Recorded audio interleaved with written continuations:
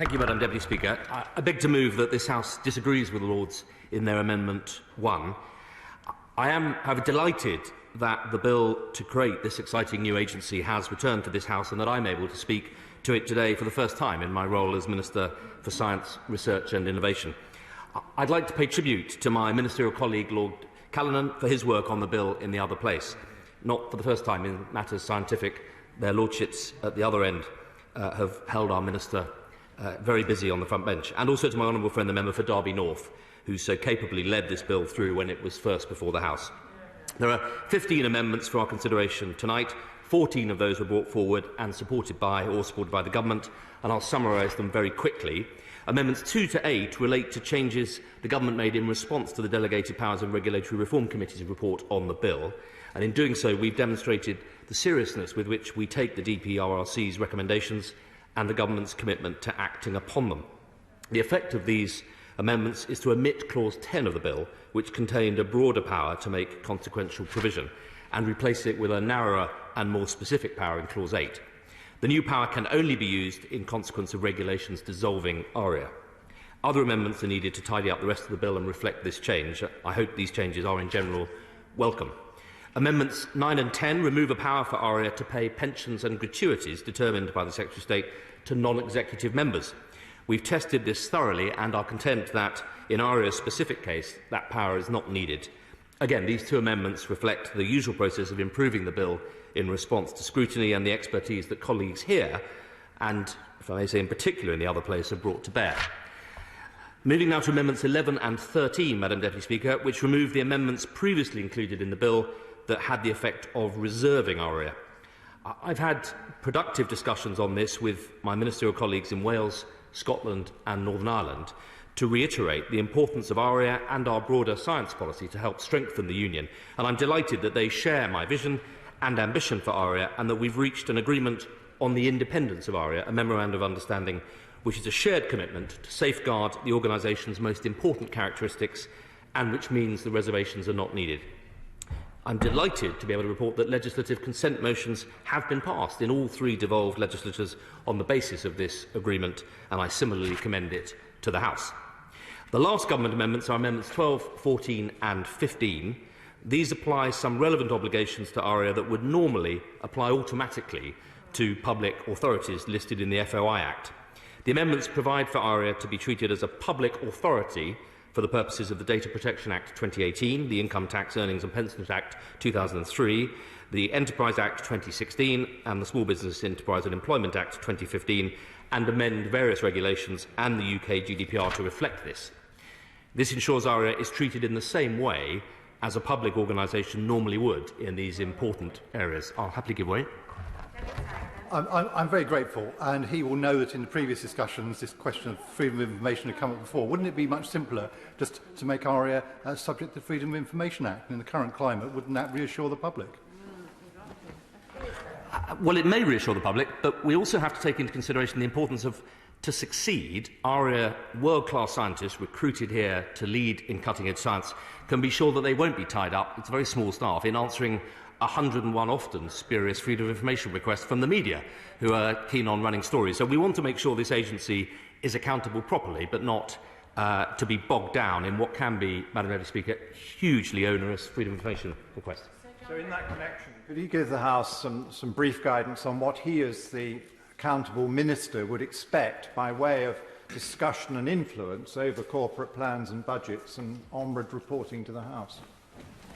I'm grateful to my right honourable friend for that question. It's one that he will not be surprised to know that I've been asking myself since coming to this role. The point of ARIA, of course, Madam Deputy Speaker, is to be a new agency for doing new science in new ways, and it's been structured specifically to avoid meddling ministers, even those with a good idea, and meddling officials, even those with good intent, and to create an agency that is free. But my right honourable friend asks an important question.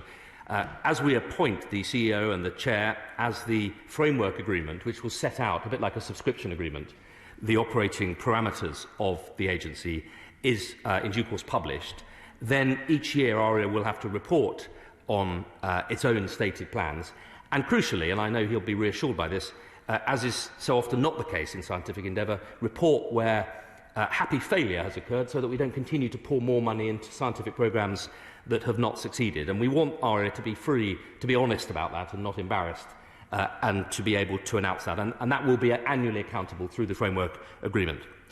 Finally, Madam Deputy Speaker, I want to return to Amendment 1, which deals with the conditions ARIA may attach to its financial support.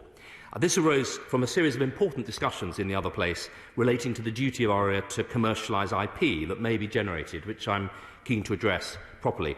However, the amendment as drafted doesn't actually permit or prevent ARIA from doing anything. It adds conditions, examples of conditions that ARIA may attach to financial support, but ARIA already has the general power to do just that. So it therefore represents legally simply a drafting change, and as such we can't accept it. But we do understand and acknowledge the importance of the point that the Noble Lord Browne had in mind when tabling this amendment, which I wanted to speak to.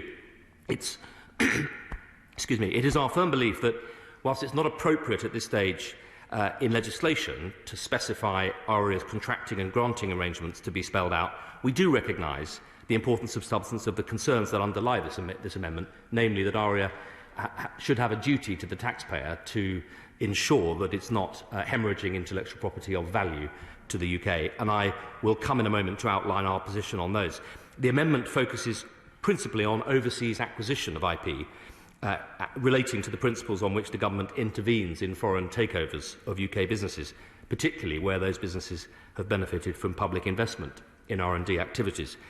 Madam Deputy Speaker, as you'll be aware, the National Security and Investment Act, which fully commenced earlier this month, provides just such a framework. It marks the biggest upgrade of investment screening in the UK for 20 years. The NSI Act covers relevant sectors such as quantum technologies and synthetic biology that have benefited from significant public investment and permits the government to scrutinise acquisitions on national security grounds. This new investment screening regime supports the UK's world-leading reputation for being an attractive place to invest. It's been debated extensively in both houses and very recently, and we don't believe that revisiting those debates today would be productive. Whilst the NSI Act provides a statutory framework, there's also a much broader strand of work underway.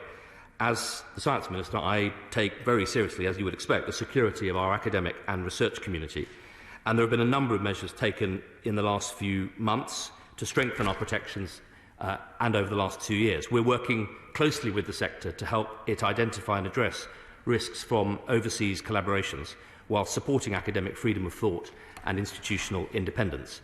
Members here this evening won't need me to tell them that intellectual property is incredibly valuable, and we face increasingly both sovereign and industrial espionage, and it's important that we are able to support our universities in being aware of those risks and supporting them in avoiding them. The bill already contains a broad power of direction for the Secretary of State over ARIA on issues of national security, and that provides a strong mechanism to intervene in ARIA's activities in the unlikely event it's necessary to do so. I'll have to give way. The Minister for giving way, and obviously welcome him to the dispatch box in relation to this bill. Just to get my own head around this, he's saying that ARIA can do this, so the government doesn't need to legislate in that regard, but the government would nonetheless be quite keen to see ARIA do it. There seems to be a little bit of a discrepancy in terms of the thought process there, as far as I no discrepancy. I will in a moment explain why, but essentially the bill already provides for and lays out a statutory responsibility of ARIA to generate economic return for the UK. And he will know, as I have, having had a career negotiating intellectual property agreements, that at this stage it would be wholly inappropriate to mandate statutorily the form in which ARIA, those intellectual property agreements would take. To be blunt, we don't yet know what programmes the Chair and Chief Executive will put in place, and it's only when we know the sort of science that ARIA is doing that we would possibly be in a position, through the framework agreement, to set out the appropriate ways to make sure that value is maximised. The consideration of security issues will also be a core consideration in ARIA's governance arrangements in the framework agreement to ensure its effective functioning as an organisation. I can confirm for colleagues today that the framework document, which deals with those issues, will include obligations on ARIA to work closely with our national security apparatus. And this is prudent to ensure both ARIA's research is protected from hostile states and actors, and to stay connected to the government's wider agenda on strategic technological advantage. The government's chief scientist, who will be on the ARIA board, will bring intelligence and expertise across security issues within government, supported by the new Office for Science and Technology and the National Science and Technology Council. And ARIA will, of course, have internal expertise in order to advise ARIA's board and programme managers, while also working with the recipients of ARIA's funding in universities and businesses on research-specific security issues. I do believe this will be vital for ARIA to stay at the forefront of responding to the challenging nature of the UK's interests in this area. There is also the question of how ARIA responds to the UK's strategic interests in science and technology more generally, where they may not quite fall under the national security umbrella. The integrated review, the creation of the new OSTC and the National Council for Science and Technology, on which I sit, outline our ambition to ensure a serious strategic machinery of government commitment to strategic industrial advantage of UK science and technology. This is a fundamental priority both for me and for the government more broadly. And ARIA is, of course, nestled within that structure and is required to be aware of all of those priorities.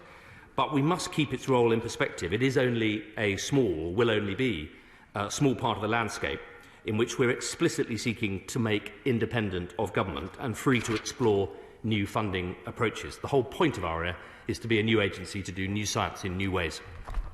I'm grateful to the Minister, and he's been admirably blunt about keeping interfering ministers and interfering officials from controlling or influencing ARIA.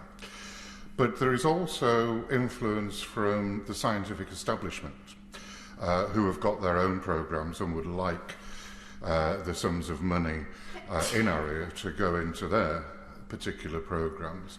Is he satisfied, really, given the structure of the board, that ARIA will maintain its independence, not just from the civil service and ministers, but from the scientific establishment as well? Well, the Honourable Member raises a very important point. I am, yes. For this reason, the way in which the agency has been established through this bill and our plans to appoint the CEO and the Chair on the basis that they will set out a very bold vision for ARIA to be that agency for new science in new ways, and all the support that we're providing is specifically designed to allow them to operate in an environment where they can draw on the very best of UK science infrastructure and expertise, but not find themselves bound by either the short-term grant application process that dominates or those often substantial interests seeking investment in their own field. The reason we're able to attract the people that we intend to attract will be that very freedom. And it's for that reason that I'm confident, as that will be set out in the framework agreement and held account by the board of ARIA and a scientific advisory board, that we'll be able to ensure that is the case. Whilst it will operate independently, ARIA will be guided by key obligations regarding economic and UK benefit. ARIA must, in all of its activity, have regard to the economic growth or economic benefit in the UK alongside other considerations. And that is, Madam Deputy Speaker, a statutory obligation set out clearly in Clause 2, Part 6 of the Bill. And it's right that that is there. Public investment in R&D must drive long-term socio-economic benefit and deliver value to UK taxpayers. ARIA will be scrutinised by Government and Parliament on how effectively it fulfils its functions, including this one. And I can confirm that mechanisms for this scrutiny will be included in the framework agreement. This includes requiring an internal evaluation framework for ARIA programmes, dealing with the point raised by my right honourable friend, and looking at, for example, their expected benefits and alignment with the organisation's strategic objectives. It includes setting the terms on which ARIA produces annual accounts and reporting, through which ARIA's CEO is accountable to Parliament for how the resources allocated to ARIA are used. The National Audit Office can examine the value for money of ARIA's activities, and we in Government must be assured of that value, which ARIA's future funding will depend on, and everyone involved is clear on that. There are many ways which these obligations might be felt in how ARIA operates. For example, ARIA may employ contracting arrangements that require funding recipients to seek to exploit the outputs in the UK or forfeit the funding, as other funders routinely do. And in some cases, ARIA may retain IP rights. It has that freedom, where it will be able to draw on specialist support from the new Government Office of Technology Transfer, helping ARIA extract greatest possible value from its knowledge assets. But in general, however, we expect ARIA programmes to produce long-term, deep scientific benefits felt over the long term and to support highest risk in research, where there is a clear role for public funding. Seeking to legislate in statute at this point, before the appointment of the CEO and the Chair or the establishment of the funding programme plan, would be premature. In addition to being premature, we're concerned that, given that a major attraction of coming from around the world to work in this agency is the very freedom, that being seen to shackle those freedoms in law, in statute, may well disincentivise the most innovative scientists and researchers from coming to join programmes. Finally, this is an issue that encompasses the entirety of our R&D system and approach to investment in UK science and technology. It's something we're extremely focused on, but changes to ARIA alone can't alter that wider environment. We must ensure that funding from ARIA is not subject to more stringent conditions compared to other public R&D funders, as this would undermine the independence and agility which are the defining characteristics of this exciting initiative for UK science. The question is that this House disagrees with the Lords in their Amendment 1. Shadow Minister Chion Wara.